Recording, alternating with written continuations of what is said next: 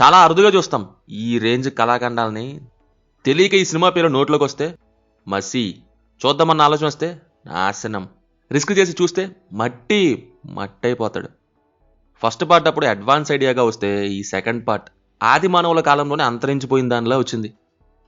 Video continue చేయబోయే ముందు ఇప్పటి వరకు మన ఛానల్ ఇంకా సబ్స్క్రైబ్ చేసుకోలేదా ఒకసారి నొక్కేయండి, అలా పడి ఉంటుంది. ముందుగా ఓపెన్ చేస్తే సినిమాలోకి వెళ్తే అని ఫస్ట్ జర్నలిస్టుల కోసం భజన కార్యక్రమాలు ఏర్పాటు చేస్తారన్నమాట. మేమిది మేమది, మేము లేకపోతే దేశం ఏమైపోయేదో, మేము ఎన్ని రిస్కులు చేస్తున్నామో అని. ఎంఆర్ఓ విఆర్ఓ ఆఫీస్లో లంచం తీసుకునేవి, స్పై క్యామ్ తీసినవి, పోలీస్ ఆఫీసర్స్ లంచం తీసుకునే సీన్స్, ఇవే ప్రజెంట్ టాస్క్లు అంటే వీళ్ళకి. అమ్ముకునే న్యూస్ తప్ప అందరికీ తెలియజేసే న్యూస్ జర్నలిస్టులు ఇప్పుడు ఎవ్వరూ లేరు. రంగం సినిమాలో లాగా ఎలాంటి లైఫ్ ఛాలెంజింగ్ టాస్క్లు న్యూస్ ఛానల్స్లో వస్తే అప్పుడు జర్నలిజంకి ఒక వాల్యూ వస్తుంది. ఈ క్రమంలో హీరో ఫార్మర్స్ గురించి క్లాసెస్ పీకుతాడు. ఫార్మర్స్ని యూస్ చేసుకొని మీడియేటర్స్ డబ్బులు సంపాదించడం అవుట్డేటెడ్ థింగ్. ఇప్పుడు ట్రెండ్ ఏంటో తెలుసా? ఇక్కడ సినిమాల్లో సోషల్ మీడియాలో వాళ్ళని యూస్ చేసి సింపతి అండి క్లాసెస్ పీకి డబ్బులు చేసుకోవటం ఎక్కువైపోయింది. ఇది ఇక్కడ ఎందుకు చెప్తున్నా అంటే సినిమా పాయింట్కి రైతులకి సంబంధమే లేదు. CM assassination mystery actual cinema. ఈ ఫిల్లర్స్ అంతా ఏంటంటే భజన కార్యక్రమాలే.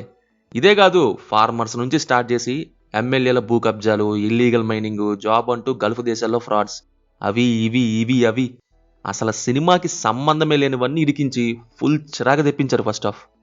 ఇవన్నీ డైరెక్టర్ న్యూస్లో చేయాల్సింది, సినిమాలు ఇవన్నీ దేనికండి?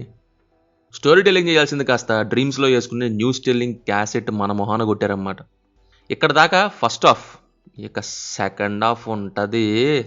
ఫస్ట్ హాఫ్కి పిచ్చెక్కి మెంటల్ హాస్పిటల్కి వెళ్తే సెకండ్ హాఫ్కి శాలరీ అస్సమైపోద్ది అనమాట. అంత పగడ్బందీగా ప్లాన్ చేసి తీసినట్టు ఉంటుంది.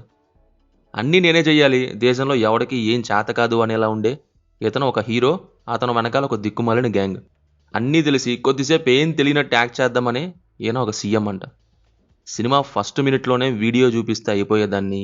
ఆ అరెస్ట్లు ఎందుకు, హీరో బిల్డప్లు ఎందుకు డైలాగ్స్ వేస్తాడో తెలీదు.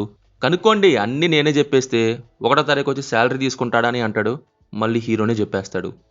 రియల్లీ చెప్తున్నా కదా, సినిమా ఎంత డంబ్గా, ఎంత వరస్ట్గా, ఎంత ఆర్టిఫిషియల్గా, ఎంత ఇల్లాజికల్గా, చూడడానికి ఎంత కఠినంగా ఉంటుందంటే అది చూసినోడికే అర్థమవుతుంది.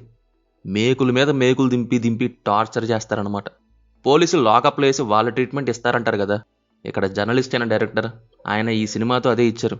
కాకపోతే అక్కడ దెబ్బలు కనపడతాయి ఫిజికల్, ఇక్కడ కనపడవు. ఇది మెంటల్, అంతే తేడా.